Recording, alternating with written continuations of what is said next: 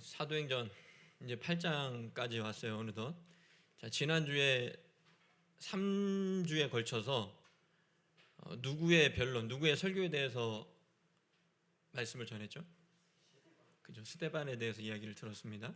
그 스데반의 직분이 초대교회 당시에 뭐라고 불렸는지는 잘 모르겠으나 오늘날로 말하면 그들이 했던 7명의 그 직분자들, 일꾼들이 했던 일의 성격을 보았을 때 오늘날로 말하면 뭐와 비슷하다고 그랬죠?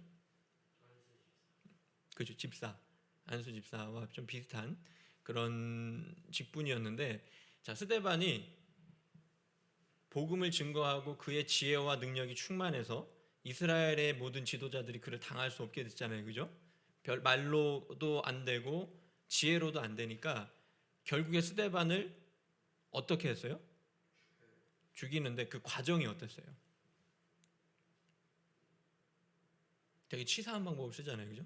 말로는 당할 수 없고 논리로 당할 수 없고 성경으로 당할 수 없으니까 거짓 증인을 세워서 그를 모함하고 결국엔 그 사람들이 많은 사람들 앞에 마녀 사냥당해서 죽임을 당하는, 그죠?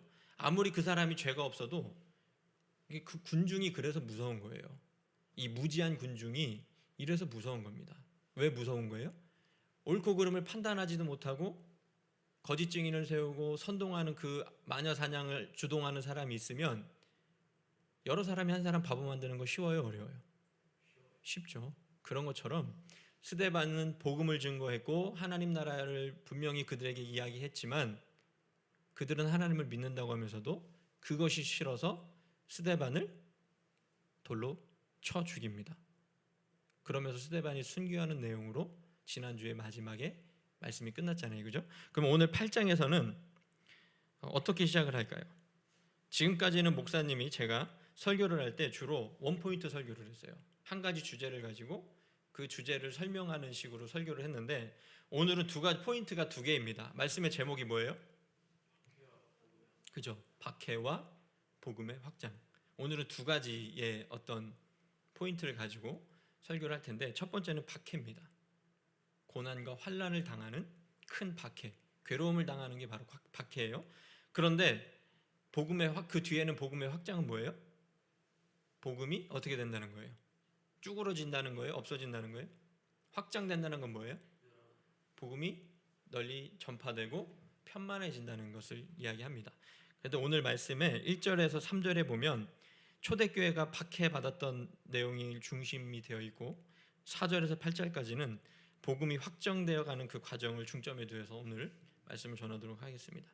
자, 오늘 말씀 시작에 누가 등장해요? 처음에 사울은 그가 죽임당함을 마땅히 여기더라. 그가 누가 죽임을 당했다는 거예요? 스데반이 죽임을 당한 것을 마땅하게 여겼어요. 이 사울이라는 사람은 스데반이 돌로 맞아 죽을 때도 그 현장에 있었고 그 증인들이, 스데반을 고발했던 증인들이 자기의 옷을 벗어서 그 앞에 놓을 정도로 영향력이 있는 사람이었어요. 그리고 그 스데반이 순교한 그날부터 예루살렘에 있는 교회에 큰 박해가 일어나고 그러므로 인해서 사도들 외에는 다 모든 성도들이 유대와 사마리아 모든 땅으로 흩어지게 됩니다. 박해를 받으니까 흩어진 거예요. 왜냐하면 더 이상 예루살렘에 있다가는 우리도 저 스데반처럼 될 것 같으니까. 그죠? 이 사람들에겐 권력이 있었어요. 이 종교 지도자들과 유대인들에게, 바리새인들에게는 그렇게 마녀 사냥으로 몰고 가서 무고한 사람도 돌로 쳐 죽일 수 있을 만한 힘과 권력이 있었어요. 예수님 믿는 것 때문에, 복음을 증거한다는 것 때문에 본인들도 감옥에 갇히거나 그렇게 죽을 수 있으니까 이제 사람들이, 하나님을 믿는 사람들이, 예수님을 구주로 영접한 사람들이 예루살렘에 있지를 못하고 어떻게 했다는 거예요? 큰 박해가 일어나서 스데반이 죽은 그 때를 기점으로 인해서 이제는 우리가 저 그리스도 예수쟁이들을 다 때려 죽이자, 감옥에 가두자, 이렇게 막 봉기하듯이 들고 일어난 거예요. 그러니 그 지역에 살 수 있을까요? 없을까요? 은우한테 물어볼게. 은우야, 은우가 만약에 예수님 믿는 것 때문에 은우 집 주변에 사는 사람들이 예수 믿는 것들은 다 죽어야 돼 그러면서 막 핍박하고 막 돌로 때리고 그러면 거기서 살 수 있을 것 같아요? 못 살 것 같아요? 그럼 어떻게 해야 돼요? 거기에 있어야 돼요? 도망가야 돼요? 너무 어려운 질문이죠. 자, 그죠? 일단은 내가 거기서 순교할 각오가 아니라면 복음을 스데반처럼 정확한 복음을 메시지를 증거하다가 그 자리에서 순교할 각오가 아니라면 어떻게 되는 거예요? 그 자리를 피해서 떠나야 되는 거죠. 그거 비겁한 건 아니에요. 사실 이 박해가 일어나서 많은 사람들이 죽을 것을, 감옥에 갇힐 것을 걱정해서 많이 흩어집니다. 자, 그런데 그 와중에 또 경건한 사람들은 스데반을 어떻게 해요? 장례 지내주죠. 장사했다는 게 장례를 지내줬다는 거예요. 그러면서 그를 위해서 슬퍼하며 울었어요. 또 3절에 보니까 이렇게 이 말씀이 있어요. 또 누가 등장해요? 3절에 사울이 교회를 잔멸할세 각 집에 들어가 남녀를 끌어다가 옥에 넘기니라. 이제는 어느 정도로 대담해졌냐면 길거리에 돌아다니는 예수 믿는 사람들만, 그리스도인들만 잡아 가둔 게 아니라 어떻게 했다는 거예요? 그들이 살고 있는 집에까지 쳐들어가서 그들을 감옥에 넘겨버렸어요. 가두어 버렸습니다. 자, 여기서 말하는 교회를 잔멸하다, 이게 좀 성경은 좀 어렵게 쓰여 있어요. 여러분들이, 어린이들이 이해하기 좀 어려운 언어로 쓰여 있습니다. 그죠? 단어로. 잔멸하다가 무슨 뜻일까요? 잔멸하다, 교회를 잔멸했다. 전멸? 그 비슷한데 좀 잔인하다 할 때 그 잔자를 써요. 멸은 뭐예요? 멸망시키다 할 때 그 멸자를 씁니다. 그러니까 쉽게 말하면 잔인하게 쇠잔하여 없어질 때까지 끈질기게 교회를 핍박했다는 거예요. 사울이 그렇게 집요하게 교회를 핍박하고 없이 하려는 노력을 했던 사람입니다. 그런데 여러분, 이토록 교회를 핍박했던 사울이 혹시 누군지 아세요? 이 사울, 여기서 말하는 사울, 왜 자꾸 목사님이 사울에 대해서 이야기할 때 좀 힘주어서 얘기하는 줄 알겠어요? 사울이 누구예요? 그렇죠, 바울이죠. 사도 바울이. 근데 이 사람이 처음에는 바리새인이었고 유대인이었고 그리스도인들을 잡아 가두는, 예수 믿는 사람들을 잡아 가두는 일에 굉장히 열심히 했어요. 오늘 말씀해 보세요. 그의 열심이 얼마나 특출나고 대단했냐면 그가 복음을 전하는 일에만 열정이 있었던 게 아니라 뭐 하는 일에도 열정이 있었던 사람이에요? 복음을 회방하고 교회를 없애버리는데도 굉장한 열정을 가지고 있던 사람입니다. 자, 하나님은 그 사람이 생긴 대로 써요. 그죠? 목회자들 중에서도 성향이 좀 각자가 달라요. 그죠? 어떤 사람은 찬양을 잘하고, 어떤 사람은 뭐 행정을 잘하고, 어떤 사람은 설교를 잘합니다. 하나님은 그 사람의 그 주신 능력과 달란트대로 그 사람을 써요. 그러면 이 사울의 이 재능은 뭐였어요? 그의 어떻게 보면 뭐예요? 어떻게 보면 열정이죠. 그리고 그 열정이 그냥 있는 열정이에요. 이 사람이 허접한 지식을 가진 열정 가진 사람이 아니에요. 무식한 사람이 신념을 가지면 무섭다고 하잖아요. 그죠? 머리에 들은 것도 없는데 이상한 신념을 갖고 열정이 있으면 그 사람하고 지내기 쉬워요, 어려워요? 참 피곤한 스타일이죠. 그죠? 그런데 사울은 그렇지 않았어요. 머리에 든 것도 많고 똑똑하고, 그리고 뭐예요? 열정도 있었던 사람입니다. 어떻게 보면 문물을 겸비한 사람이죠. 문과 물을 다 겸비한 그런 사람이라고 볼 수 있어요. 그런데 이 사도 바울이, 이 사울이 나중에는 변해서 예수님을 핍박하는 사람들, 교회를 핍박하기 위해서 다메섹으로 가는 도중에 예수님을 만나게 됩니다. 예수님, 그 이야기는 좀 자세하게 9장에서 다룰 기회가 있으니까 여기까지만 이야기하고 좀 넘어가도록 할게요. 자, 1절에서 3절까지는 예수님을 믿는 사람들이 박해를 당하고 순교하고 감옥에 갇히는 핍박을 당하는 내용을 좀 담고 있잖아요. 그죠? 자, 그동안 말씀을 잘 들었다면, 목사님 설교를 잘 들었다면, 믿는 사람들이 박해를 당하여 하나님 말씀대로 살고 복음을 전파하려고 할 때 필연적으로 따라오는 것이 있어요. 내가 이제는 하나님의 말씀대로 정직하게 살아야겠다, 내가 하나님을 가까이 해야 되겠다 라고 마음 먹고 그렇게 행동을 하고 말을 시작하면 필연적으로 뭐가 따라올까요? 바로 하나님의 큰 축복이 올까요? 아, 그래, 네가 나에게 순종했구나, 됐다, 축복받아라, 이러면서 하나님 바로 그렇게 응답을 하실까요? 물론 그런 경우도 있어요. 이거는 뭐 케이스 바이 케이스. 그런데 대부분의 경우는 내가 하나님 말씀대로 진실하고 정직하게 살려고 할 때 뭐가 먼저 찾아와요? 핍박이 먼저 찾아옵니다. 환난이 먼저 찾아와요. 왜 그러냐면 내가 하나님 앞에 바로 서기를, 진실되게 이 세상을 살아가기를 싫어하는 존재가 있어요. 그게 뭐예요? 누구예요? 악한 영들이죠.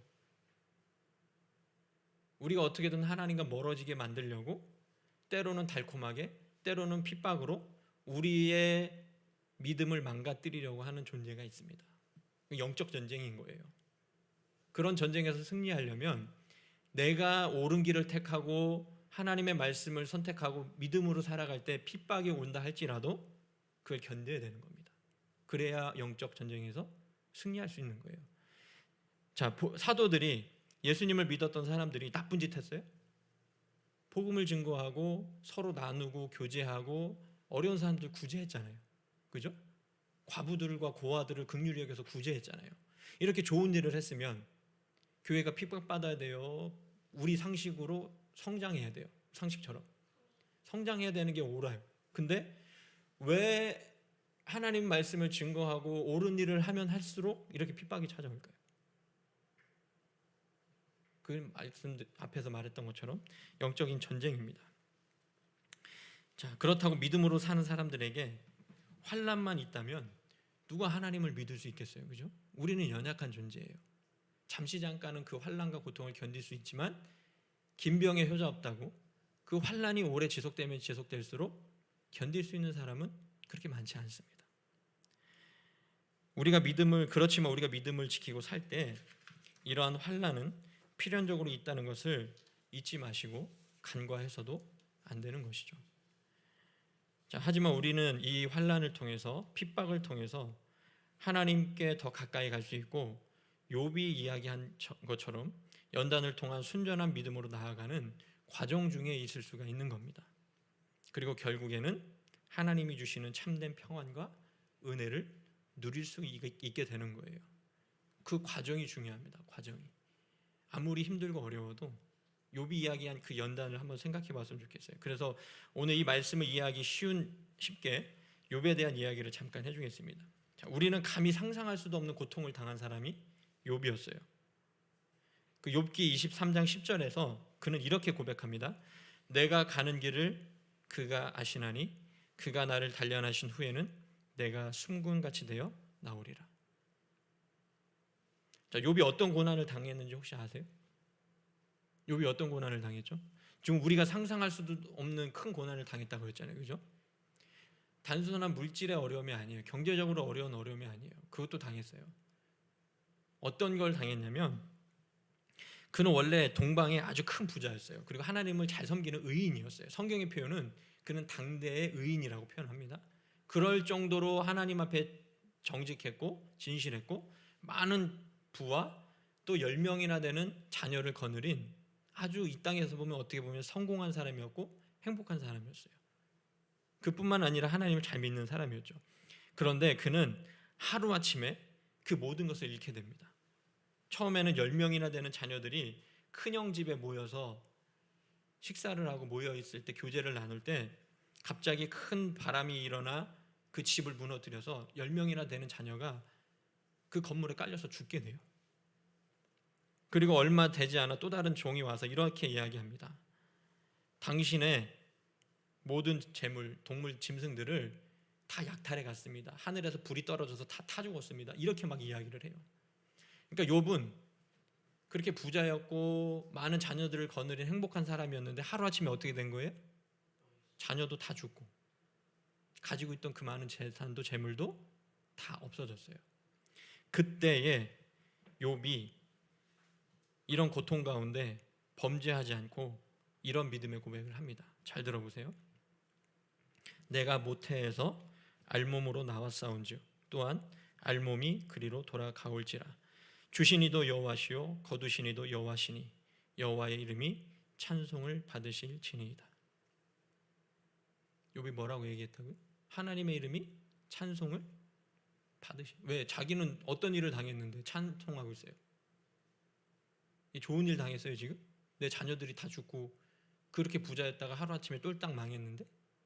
그런데 욥은 입술로 범죄하지 않고 어떻게 했다고요? 하나님을 찬양했습니다. 왜?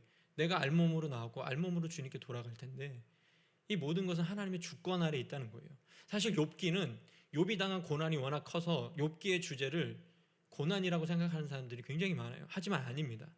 욥기 전체를 관통하는 큰 주제는 뭐냐면 하나님의 절대적인 주권이에요. 하나님이 주실 수도 있는 분이시고 걷어가실 수도 있는 분이시고 그 가운데 우리는 뭐 해야 되는 사람들이에요? 어쨌든 하나님을 우리의 상황과 관계없이 찬양하고 영광 올려드리고 높여드리는 게 우리가 해야 될 것이라는 것이 욥기서 전체에 아주 잘 나와 있어요. 눈으로 보이는 현상에 현혹돼서 욥의 고난 그러지 마시고 그 욥의 고난을 통해서 정말 성경이 우리에게 무엇을 이야기하고 싶은지를 믿음의 눈으로 바라보아야 되죠. 욥이 무엇을 얘기하고 싶은 거예요? 다 많은 고난 당했어. 난 고난 중에도 이렇게 잘 견뎌서 나중에 더 큰 부자가 됐어. 이걸 얘기하고 싶을까요? 욥기가? 대부분은 이렇게 설교하고 이렇게 생각을 합니다. 아니에요. 내 상황이 어떻든지 간에 욥이 고백한 것처럼 주신 이도 여호와시고 거두신 이도 여호와시니 여호와의 이름이 온전히 찬송을 받으실지니이다. 여기에 욥의 핵심이 욥기의 핵심이 들어있는 겁니다. 그렇기 때문에 우리에게 오는 핍박과 환난을 이상하게 여기지 마십시오. 하나님은 그것을 통해서도 가장 선하게 역사하시고 인도해 주실 수 있는 분이시기 때문에 상황과 환경에 휘둘리지 마십시오. 목사님이 계속 강조하는 부분이 있잖아요. 그죠? 이 부분이 여러 가지 포인트가 있지만 이 부분은 거의 설교 때마다 늘 강조하는 부분입니다. 우리의 상황과 환경에 휘둘려 입술로 범죄하지 마시고 하나님 없는 것처럼 행동하지 마세요. 그분은 여전히 살아계십니다. 내가 고통과 환난 가운데 있어도 나를 돌보지 않는 게 아니에요. 그분은 지금도 나를 돌보고 계시고 나를 가장 좋은 길로 인도해가는 과정 중에 있다고 생각하십시오. 지금 나의 힘듦이 결과가 아니에요. 오늘의 결과는 또 내일의 과정이 될 수 있는 겁니다. 이 과정을 진실하고 정직하게 믿음으로 살아가면 하나님께서 욥이 고백한 것처럼 내가 가는 길을 그가 아시나니 그가 나를 단련하신 후에는 내가 순금처럼 되어 나올 것이다 라는 것처럼 고백할 수가 있는 겁니다. 이와 또 맞닿는 말씀이 평행 구절이 로마서 5장 3절부터 4절에 나와요. 이런 말씀이 있습니다. 잘 들어보세요. 우리가 환난 중에도 즐거워하나니. 뭐래요? 환난 중에 뭐 한대요? 근데 환난 중에 즐거워하기가 쉬워요, 어려워요? 어렵죠. 그런데 성경은 뭐라고 얘기해요? 환난 중에도 뭐 하래요? 즐거워하나니. 그 이유가 뒤에 나옵니다. 왜냐하면 환난은 인내를, 인내는 연단을, 연단은 소망을 이루는 줄 알미로다. 로마서 5장 3절부터 4절에 나오는 말씀입니다. 우리가 환난 자체를 기뻐할 수는 없어요. 하지만 그 고통 자체를 우리는 즐길 수는 없어요. 하지만 그것이 우리가 인내하게 되면 뭐가 된다는 거예요? 그것을 참고 견디면 뭐가 된다는 거예요? 연단되어지고 그 연단을 통해서 욥이 얘기한 것처럼 순금처럼 된다는 게 마지막 로마서에서 말한 건 뭐예요? 하나님이 우리에게 주신 소망을 이룬다는 겁니다. 곧 환난 이퀄 마지막 뭐예요? 소망이라는 거죠. 근데 그 과정을 인내하고 연단되어지는 그 과정을 생략할 수는 없어요.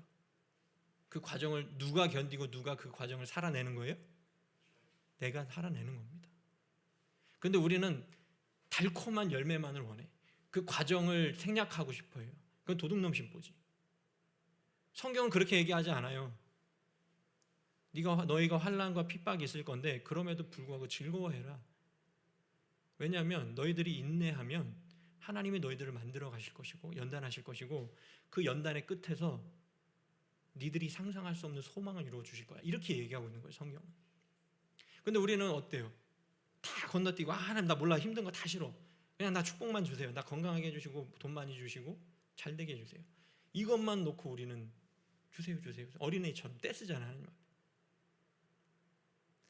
물론 이것도 신앙이에요. 믿음이죠. 하나님을 인정하는 믿음이지만 언제까지 이런 유아기적인 어린아이 같은 신앙에 머물러 있으시겠습니까?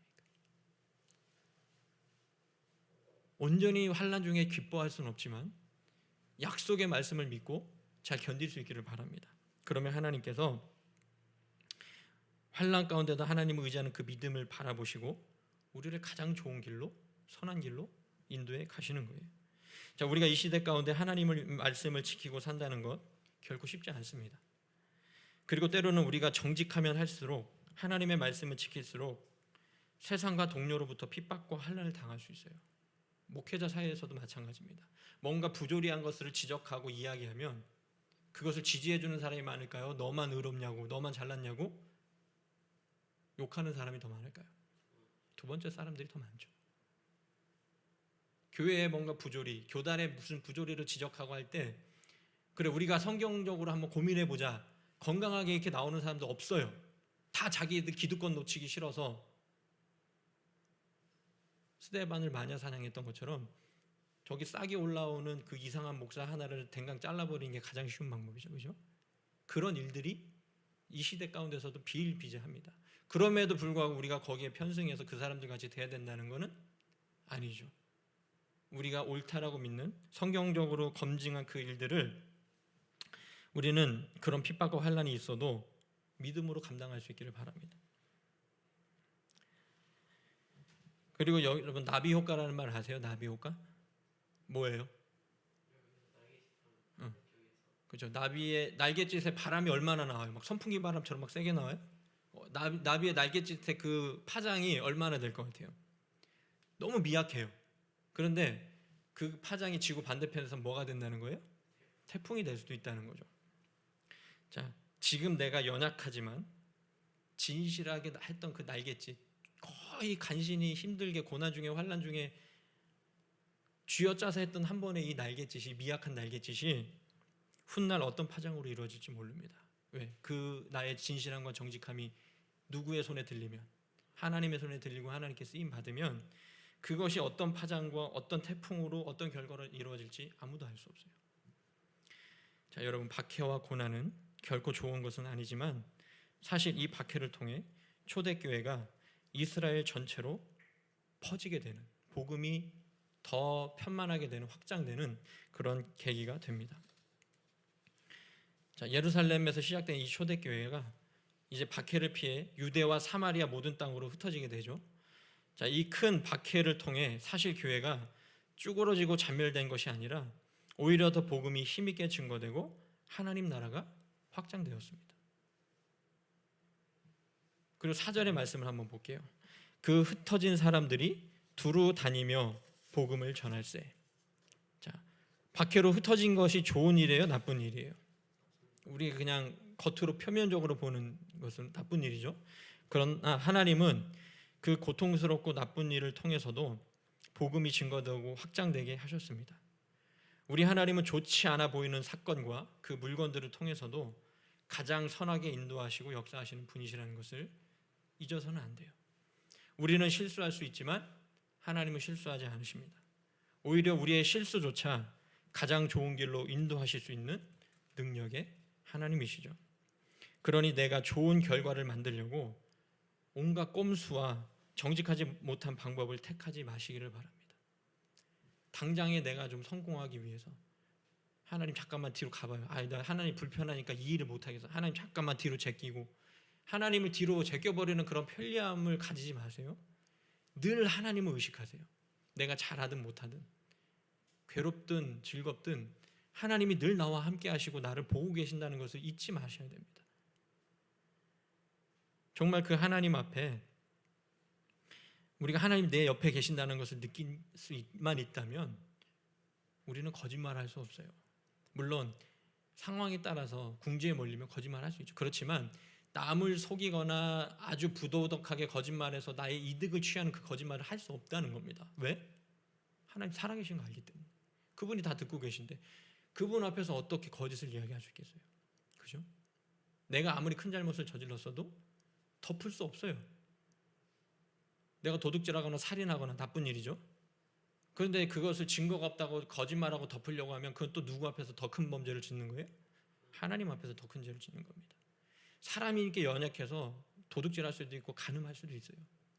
그렇지만 여기서 회개하고 돌이키면 되지만 그거를 덮어버리고 끝까지 거짓말하는 사람은 하나님을 믿는 사람이에요? 하나님을 무시하고 기만하는 사람이에요? 그렇죠? 하나님 믿는 사람 아니에요. 즉 거짓말하고 끝까지 속이는 사람은 하나님을 인정하지 않는다는 겁니다.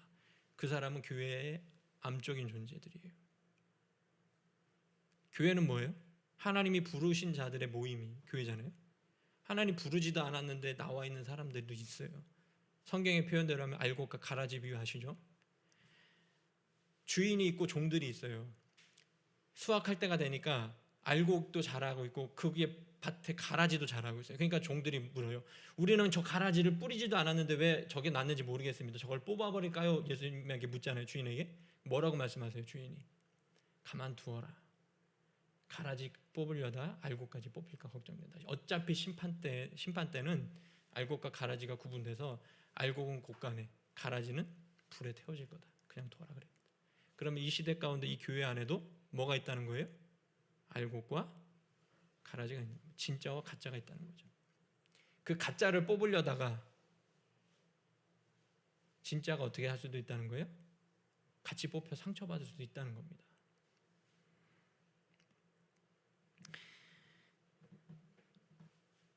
자, 결국에 지금 당장 내가 손해를 보고 그런 가짜들 때문에, 가라지 때문에 괴로움을 당할 것이 뻔히 보인다 할지라도 하나님이 기뻐하시는 결정을 하고 믿음으로 살아갈 수 있기를 바랍니다. 또 그중에 빌립이라고 하는 제자가 사마리아 성에 내려가서 그리스도를 백성들에게, 그곳에 있는 주민들에게 전파하죠. 자, 사마리아 어떤 곳이었어요? 요한복음 목사님이 이 사도행전을 쭉 이어서 가기 전에 요한복음에 대해서 우리가 쭉 설교를 들었는데, 예수님이 요한복음 5장에 사마리아를 방문하셨어요. 그죠? 그곳에서 만난 사람이 누구예요? 가장 그 동네에서 힘 있는 사람 만나셨어요? 누구를 만나셨어요? 우물가에서 죄 많은 한 여인을 만나잖아요. 남편이 5명이나 거쳐갖고 지금 살고 있는 그 남편도 자기 남편이 아닌데 같이 살고, 얼마나, 그러면서 그 사마리아 사람들에게조차 손가락질 당하고 차별받던 그 여인에게 찾아가셔서 내가 너에게 영원히 목마르지 않는 물을 주겠다 말씀하셨잖아요. 복음을 증거해 주셨잖아요. 그죠? 그곳입니다. 빌립도 사마리아 성에 가서 증거하는데, 자, 유대인들이 사마리아 사람들 좋아했다고 했어요? 싫어했다고 그랬어요? 왜 싫어했어요?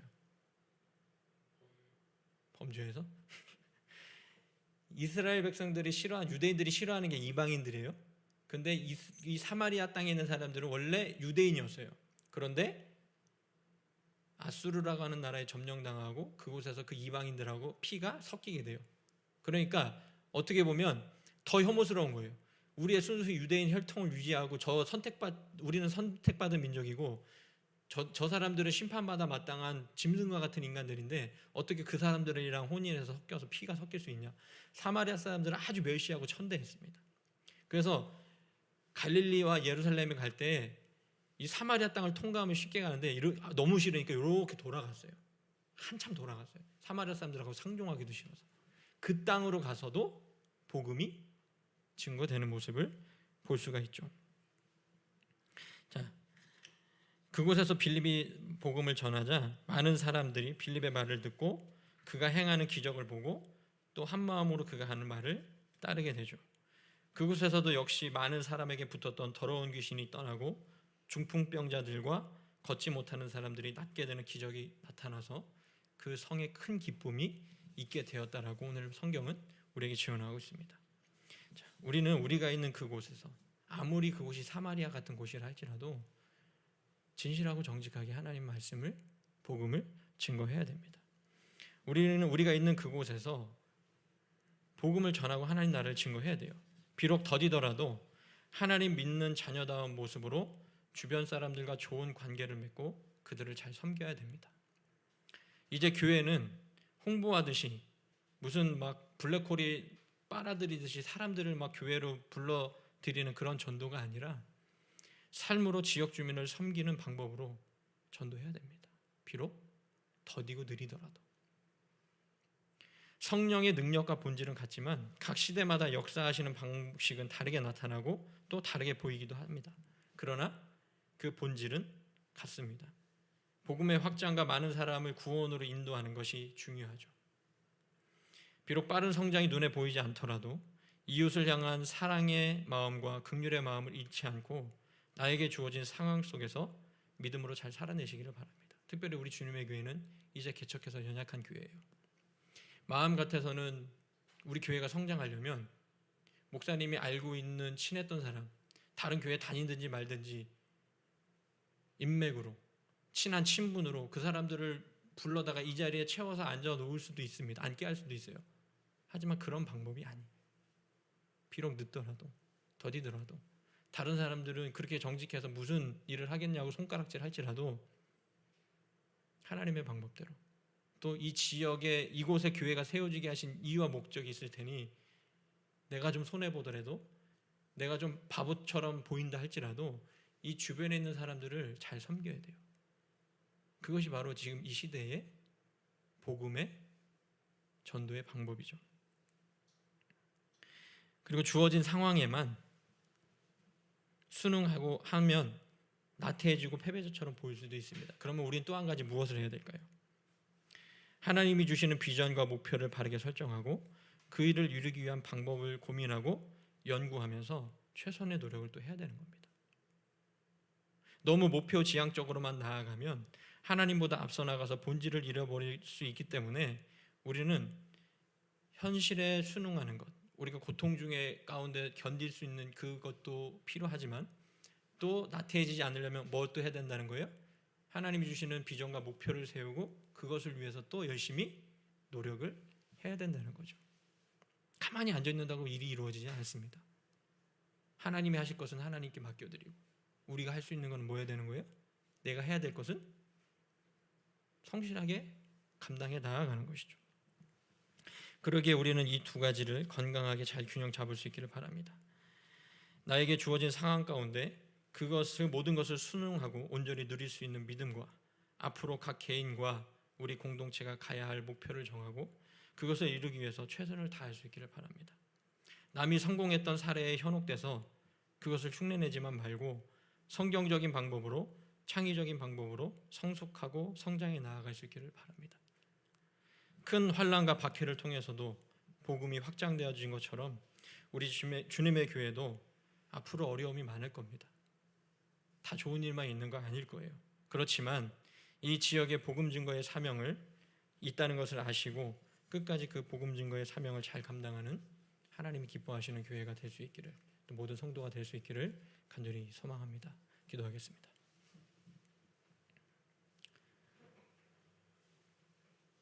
거룩하신 아버지 하나님, 오늘도 사도행전의 말씀을 통해서 초대교회에 큰 박해가 있었던 것과 또 그 박해를 통해서 오히려 교회가 잔멸되고 없어지는 것이 아니라 오히려 온 땅으로 충만하며 퍼져가는 놀라운 역사가 있었던 것 또한 보았습니다. 하나님, 우리가 하나님 앞에 믿음으로 진실하고 정직하게 살려고 할 때 우리에게도 큰 환난과 핍박이 있을 줄로 압니다. 하지만 하나님, 그 상황에 굴하지 않게 하여 주시고 그 상황보다 더 크신 하나님을 믿음의 눈으로 바라보며 끝까지 하나님 앞에 진실하고 정직하게 설 수 있도록 우리를 붙들어 주시옵소서.